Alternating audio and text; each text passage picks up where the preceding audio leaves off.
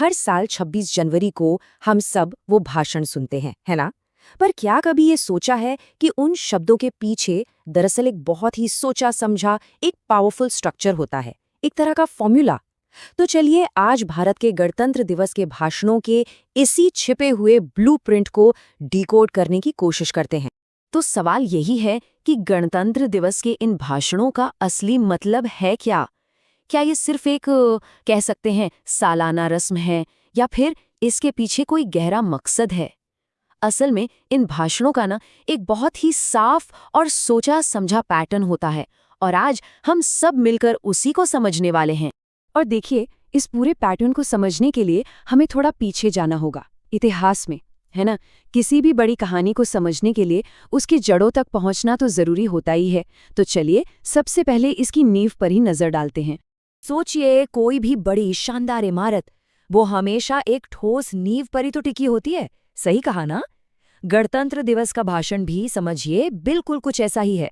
इसकी नींव दो बहुत ही मजबूत ऐतिहासिक सच्चाइयों पर रखी गई है, ऐसी सच्चाइयां जिन्हें हम कभी भी भुला नहीं सकते। और ये दो सच्चाइयां कौन सी हैं? पहली, हमारे स्वतंत्रता सेनानियों का बलिदान, उन लोगों की कुर्बानियां जिनकी वजह से आज हम सब आजाद हैं।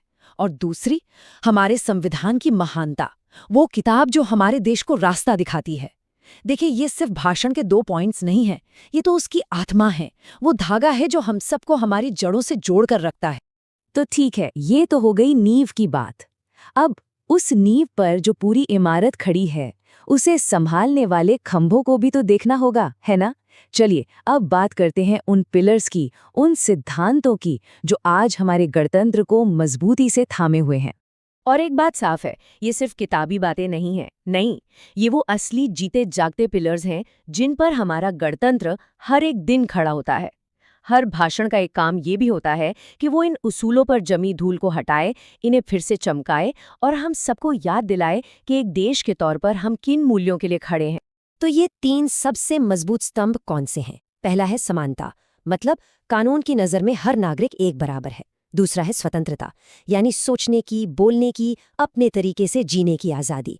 और तीसरा न्याय, यानी ये भरोसा कि हर किसी के लिए इंसाफ का दरवाज़ा खुला है।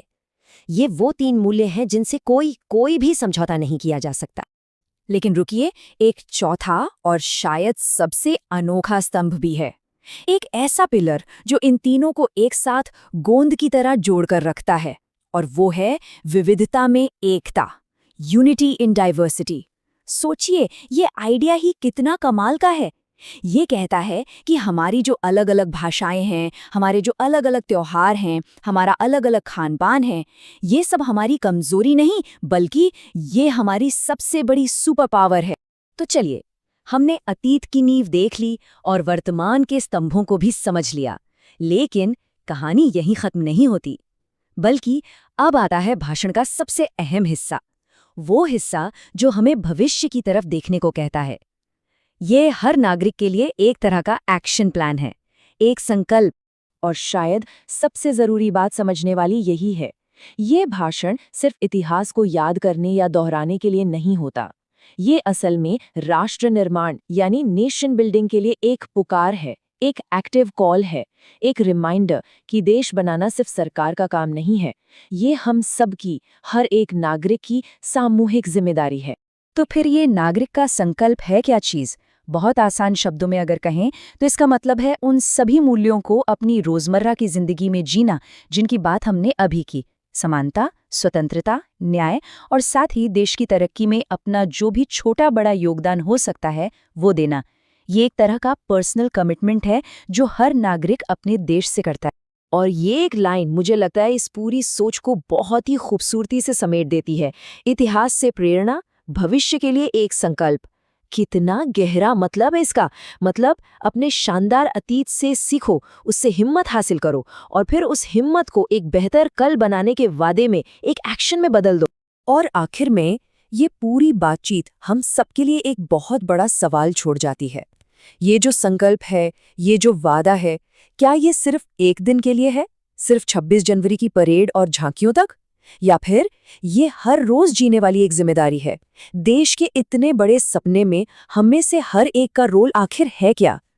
ये सवाल वाकई सोचने पर मजबूर करता है।